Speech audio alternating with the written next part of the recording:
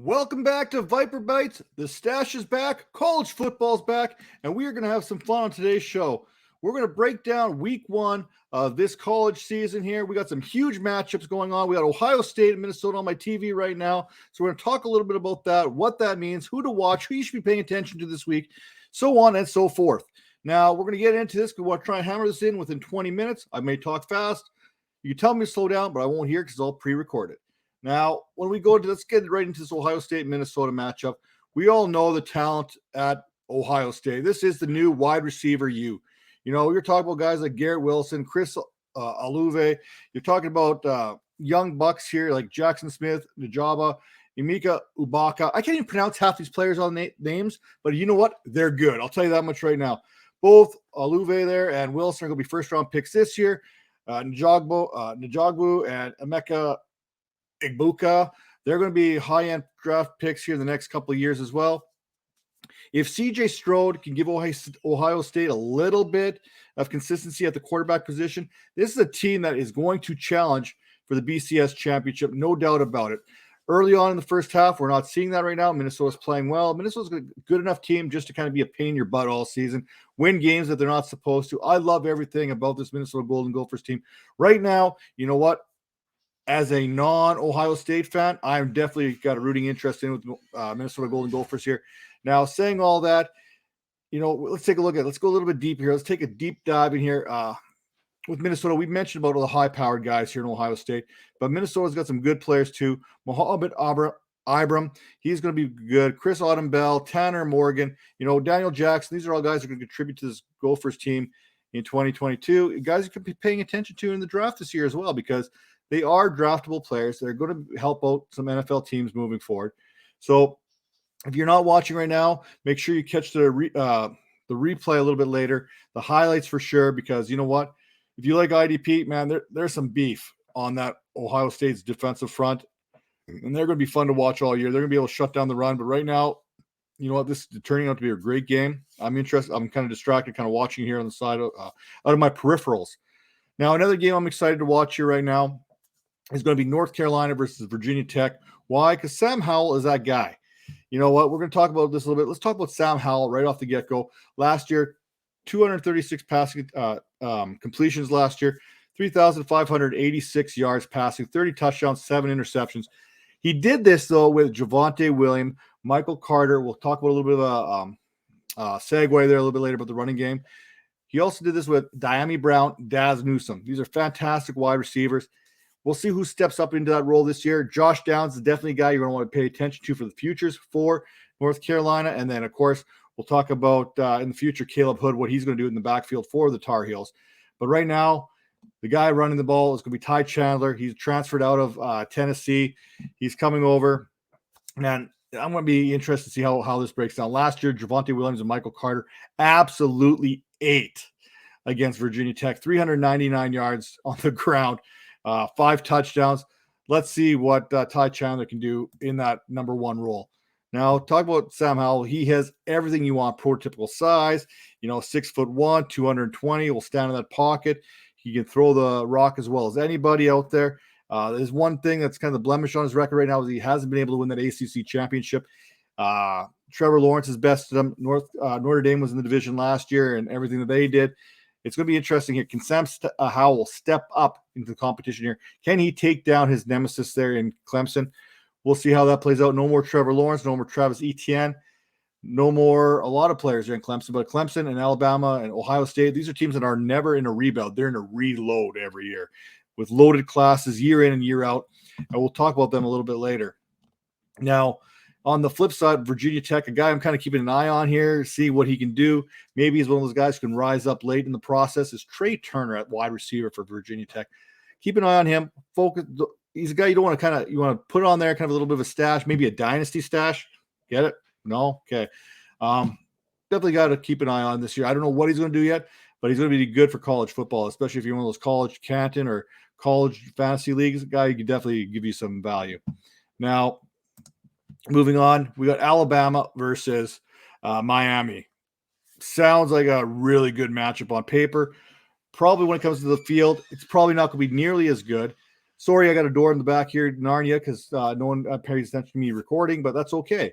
On the flip side, Alabama, we could talk about their defense and Joby and Christian Harris and Henry Tutu transferred over from Tennessee, but we're not going to talk about that. We're going to talk about the players who are there, who have come through Alabama. We're going to talk about the offense because everyone wants to talk about offense, especially when it comes to fantasy football. We're going to talk about John Mechie there.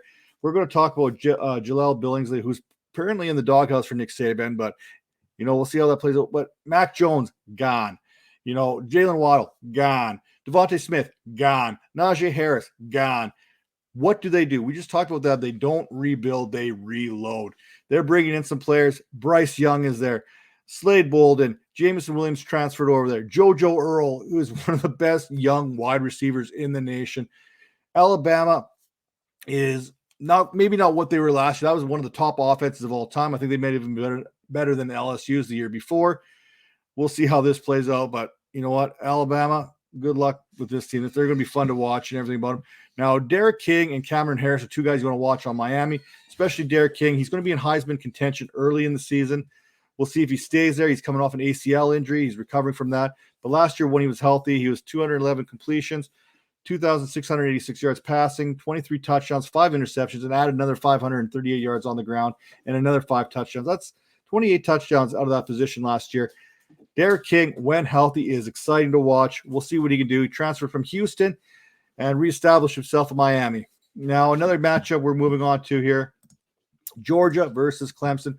We just talked about Clemson in the same breath that we talked about Ohio State, talked about Alabama, and now we're going to talk about Georgia in that same breath too. This is this is 3 versus 5. It doesn't get much better than this, especially on the opening weekend. We got games on a Thursday, we got games on a Friday, we got games on a Saturday, we got games on Sunday. Like, we are loaded this weekend. Football is back. It is exciting. Now, I got to get back to Georgia versus Clemson, mostly because I'm kind of hesitating on this because there's a quarterback's name here for Clemson I cannot pronounce. DJ Ogalea. I think I got it right there. I think the second time I got it right. Man, he is fantastic. He's one of the top Devy quarterbacks that you're going to be paying attention to. He's going to be lighting it up this year. And he's got Justin Ross coming back from an injury. Man, that neck injury scared a lot of people off last year. He had to take pretty much a whole season off, and now he's coming back. He says he's ready to go. When he's healthy, we saw him back in 2019, what he can do for this Clemson Tigers team. And now this year, I think he can do much the same. So this Clemson offense is going to be really good. But what about Travis Etienne? He's gone. Look for Lynn J. Dixon to step up. He's a guy that I'm looking forward to him replacing Etienne. You're not going to be able to replace all that production. You're talking about the former ACC all-time leading rusher in Etienne, right? So keep an eye on Lynn J. Dixon. Now, on the Bulldog side of things, we talked about Justin Ross and his injury. Well, they had a receiver in Georgia who suffered an early injury last year there with the ACL, George Pickens. He's a guy that you want to keep on the back of your mind there. Running game, Zamir White, James Cook, 2 great running backs here. They're probably going to be going later in drafts. You're probably looking at them closer to the back end and maybe a 4th round kind of area there. James Cook, the brother of Dalvin Cook, hint, hint, wink, wink. Zamir White, Zeus, guys you're going to pay attention to. And then JT Daniels, the quarterback transfer from USC, came over there when it looked like Keaton Slovis was the guy there in USC. But JT Daniels was granted that. He's got quite a fantastic story. He was kind of granted that exceptional status coming out of high school. That he lit it up as a freshman, so to speak. Suffered a bit of an injury. Tore multiple ligaments in his knee, ending a sophomore season a little bit earlier. In came Slovis. He stepped in, didn't miss a beat. Trojans played a little bit better, and it made Daniels expendable, which worked out really well for Georgia because he transferred over there, and now Georgia's got a fantastic quarterback to go with this team. This may be Kirby Smart's best team going he's had since moving from Alabama to Georgia, and now he's looking to knock on Alabama's door and challenging them for the SEC crown. Are they there yet? That's to be seen, but never count out a Bulldog when we're talking here. SEC, man, it gets into a dogfight, literally. Another matchup we're taking a look at. We want to take a look at the Sunday night football matchup. Notre Dame, Florida State. Oh, man, this is going to be fantastic. Is Notre Dame as good as everyone wants to make him out to be? Probably not. You got Cohn there. He's coming in, transferring over from Wisconsin. He's now the quarterback in Notre Dame. Now Ian Book is now playing for the New Orleans Saints. You got Kieran Williams. You got Michael Mayer, a tight end. Now, Kieran Williams, he's a guy who can absolutely light it up. Last year, he piled up 1,125 yards, 14 touchdowns. Sensational 2020 season. He's looking to build on that this year, and I think he's going to be able to do that. Now, on the flip side, we want to take a look at Florida State. They finally have a quarterback that they can probably rely on for the first time in a long time. That's Mackenzie Milton, who transferred over from University of Central Florida after suffering a very significant knee injury a couple of years back. It's been a long recovery. He's already, as soon as he steps on the field, much like Alex Smith, not quite to that degree, he's automatically the comeback player of the year in college football. Let's call it the way it is. I'm rooting for this kid, but not against Notre Dame. I love my Irish almost as much as I love the Crimson Tide here. So we'll see how this kind of goes down. Sorry, Lewis. I know you're a big Florida State guy, but not this week. Oh, I wouldn't be surprised if there was an upset when it came down to it. Now, another good matchup here is the Matt Carroll-led Ole Miss Rebels. You got Jerron Early there as well. And here's the thing with Matt Carroll. 231 completions, 3,337 yards last year, 29 touchdowns, 14 interceptions. We'll break that down here in a second as well. 506 yards rushing, another 4 touchdowns. So you know what? Solid year, 33 touchdowns he was able to produce, but those 14 interceptions, that is the biggest draw on him, that decision-making that he had. Now, a little bit of a deeper look at those interceptions. 11 of those basically came in 2 games against Arkansas and LSU last year. So if you take those 2 games out, the numbers don't seem to be so bad. Now, will Lane Kiffin unleash Matt Carroll this year? I think he's ready to. I think Lane Kiffin's ready to give him the keys to this offense. At 6'1", 206 pounds, I think Carroll's up to it. A lot of people really believe in Carroll this year. I'm not quite there yet. I need to see it first. This is a good matchup right off the get-go to see what he is. What can Louisville do to him? They're not a cupcake matchup. They're not a strong team, but they're definitely not no cupcake. Now, it's going to be consistency for Carroll. If he can rein that consistency in, give the Rebels a little bit of consistent play, this is a team that's going to be bowl-bound when it's all said and done. Heading back to the Big Ten, we got Indiana and Iowa. This is going to be a good old-fashioned slobber knocker. Michael Penix, he's back at quarterback for the Hoosiers. He suffered a big-time injury last year. He's a guy you're going to be paying attention to most of the season here. Peyton Hendershot, my buddy Daryl, he was a big fan of his last year, the tight end for Indiana. And then, of course, Ty Fogel there, another great receiver. I think he's going to put up some big numbers in the Big Ten. He's got to keep an eye on. Now, on Iowa side, running back Tyler Goodson, he's going to produce. Iowa likes to play a little bit of smash mouth. They're usually the tight end producing team there right now. So we'll see what Tyler Goodson can do for the Hawkeyes in 2022. Going over to Happy Valley, we got Wisconsin, Penn State.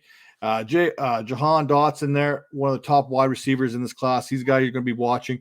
As well as on the Wisconsin side, there's Jalen Berger and Noah Cain for Penn State. A couple of backs there you're going to pay attention to for the futures. Both exciting. I'm looking forward to what they can do here. We take a little bit deeper look here. As a freshman, Noah Cain, he rushed for 300 yards in 4 games, averaging over 5 yards per carry. So we'll see if he can do that against that Wisconsin team that's traditionally strong against the run. And again, like Iowa, like to play a little smash mouth football. Purdue versus Oregon State's another fun game to watch. David Ball there for Purdue. Out of the shadows of Rondell Moore. David Ball is one of those guys we all talked about last year. Now he's the alpha there for the Boilermakers. Let's see if he ascends up higher in those rankings and what he can actually do with that now that every team is targeting him and game planning for him. LSU, UCLA, Keyshawn Butte, a guy I'm watching for LSU, the wide receiver. He could be one of the best wide receivers in the nation before his career is over there. And then you flip it over to UCLA. Zach Charbonnet, he's gone. He got his release, transferred from Michigan, got away from John Harbaugh, which is maybe the best thing anyone can do right now in their career. Because you know what? I'm sorry, Michigan fans. I'll say it. You know it. You say it under your breath. Harbaugh is not the guy for this team anymore. It never has been. I know it was a great hire at first, but it has not gone well at all. And I apologize that he was re-upped here. So Charbonnet back in UCLA. He's a guy you're going to pay attention. No, I'm just not. You're not getting some buffering here. It's just me speaking really weird. He's a guy you're going to watch. I think he's going to be unleashed here this year. Now, Some other matchups I'm going to quickly break down before I talk about some quarterbacks here. We got Liberty versus Campbell. Why are we talking about Campbell? Why are we talking about Liberty? 2 words for you. Malik Willis. We're talking about one of the most electrifying quarterbacks in the nation. Every year, there is a quarterback that rises like a phoenix from the ashes, a guy we're not talking about until we're talking about him, and that is Malik Willis. If you were paying attention at all last year, you knew this was coming. 2,250 yards passing, 20 touchdowns and 6 interceptions, nearly 1,000 yards on the ground, and another 14 touchdowns. That's 34 touchdowns and 3,200 yards in a very small sample last year. He transferred from Auburn, 6'1", 215 pounds. Went 10-1 last year at Liberty. Then they went in and they beat everyone's Cinderella story there, Coastal Carolina, in the Cure Bowl. Man, all he does is create out there. You know what? You got to respect his arm because he can throw. You got to watch his legs because he can run. He's got that Lamar Jackson, but maybe even a better passer than Lamar was at the college level. Now, Lamar, I love you. You're a better quarterback now in the pros than you were in college, but Malik Willis is a guy I think is Lamar Jackson reincarnated basically in the college football game today, right now. Anything that Lamar Jackson could do, I think Malik Willis is doing the same thing with Liberty. So he's going to be fun to watch all year long, and he's going to be in that Heisman race right to the end. We talked about J.D. Daniels a little bit earlier. We're going to talk about Keaton Slovis right now and his new dynamic duo there with Drake London, who's replacing Amon-Ra St. Brown at USC. USC faces San Jose State this week. Kick us all off. And I'm looking at my notes here. Keaton Slovis last year, not the biggest season out there. 17 touchdowns, 7 interceptions, just under 2,000 yards passing. Not the great, but he did this in 6 games. So keep in mind the junior quarterback there last year. He's getting into his air raid offense. He's getting another year under his belt. I think he's going to be more exciting to watch this year. He did complete nearly 72% of his passes and 30 touchdowns and 9 interceptions as a freshman, hence why JT Daniels was expendable. Now, he has some issues with his release, but he is pretty much technically sound. He does throw with a lot of touch and anticipation there. So those are some good things with Slovis, which is going to work out for Drake London, who I think can replace Amon-Ra St. Brown as the alpha at USC here this year. And we all know USC used to be quarterback university. That title's been given away to Oklahoma the last couple of years. We've seen Baker Mayfield. We've seen Jalen Hurts. We've seen Kyler Murray, and now it's Spencer Rattler time there. Oklahoma's got Tulane. We're looking at this matchup. Eric Ray's there. Spencer Rattler's there. We know about all the guys on defense for Oklahoma, so we're not going to get into that. But last year, 3,000 yards passing, 28 touchdowns, 7 interceptions, sat behind Jalen Hurts his freshman year, kind of redshirting that. He is a 5-star prospect. You've seen the videos here in the offseason of what he can do, some of the passes he can make, some of him on the move and throwing these dimes, just dropping them in there. Last year, he had a little bit of a shaky start to the season, seemed to get that kind of rolling towards the end.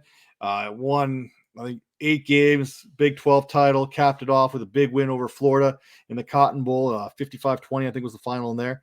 Now, if we look at this, he's definitely next in line when we're talking about the Heisman Trophy. Kyler Murray, Baker Mayfield, Sam Bradford before that even. Spencer Rattler is the odds-on favorite to win the Heisman this year, so it's going to be fun to watch everything he does at Oklahoma. Moving on to another quarterback, though, maybe one of my favorites. You know what? He doesn't get the attention as the other guys right now. He doesn't get the Malik Harris attention. He doesn't get the Sam Howell attention. He doesn't get the Spencer Rattler attention. But Carson Strong is a fantastic quarterback in his own right, and he's got himself a partner there to play a little pitch and catch with Romeo Dubes. Now, when we take a look at this here, both these guys are going to be in contention to be early round picks. The way the quarterback position is going, Carson Strong is going to be probably in the back end of the first. Romeo Dubes is probably going to be a guy in the second or third round that teams are going to take a look at. Pay attention to both these guys, but focus on Carson Strong here for this thing.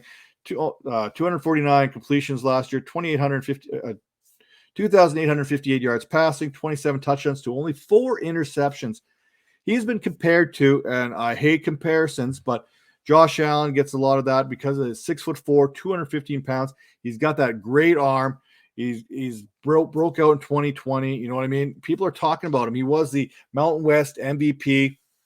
When you throw 27 touchdowns and you're doing this at a 70% completion clip to only those 4 interceptions, people are going to talk. You are in command of that offense. He's a 2-year starter. You know what? Carson Strong is a guy you're going to want to pay attention to all this year. He's a guy I think he's going to see his value go up and up and up as the season progresses. So make sure you're paying attention to what Carson Strong can do for you. We have Isaiah Spiller, Jalen Whittemere. They're going out this week. Everyone knows about Isaiah Spiller. He's a bona fide. It's him and Bryce Hall. A lot of guys are going back and forth. Who's the number one running back? We'll talk about Bryce Hall there a little bit later, but Isaiah Spiller, dude, he's a different animal. He may be one of the most physical runners in the game. He's looking to hurt you every time he puts that shoulder down. It is fun to watch.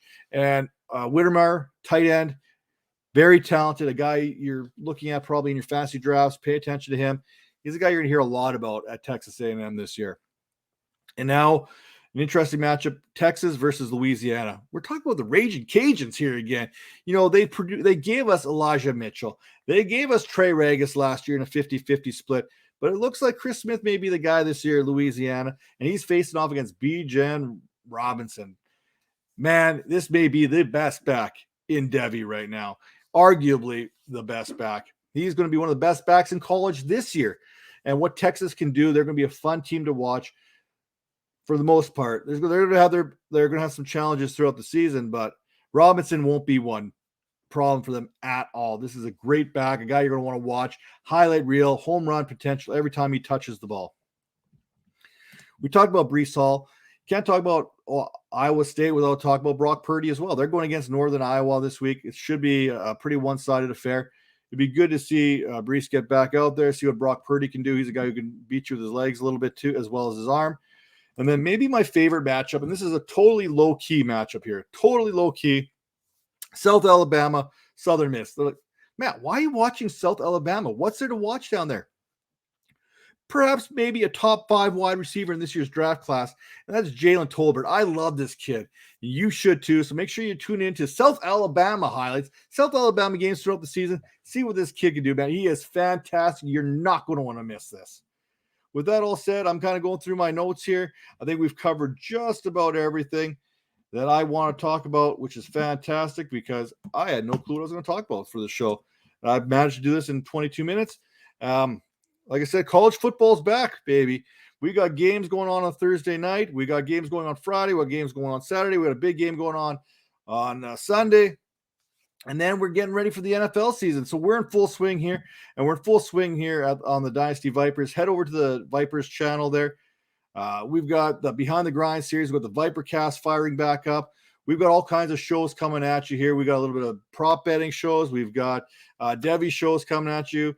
We've got some Capology as well. That's something you don't see very much out there. So head over to the Vipers YouTube channel. You won't regret it. Hit that subscribe button, smash the like button, do what all the kids say. We are lit over there, and we are lit wherever you see this. So thank you for tuning in. I appreciate your time. And this is Viper Bytes. We gone.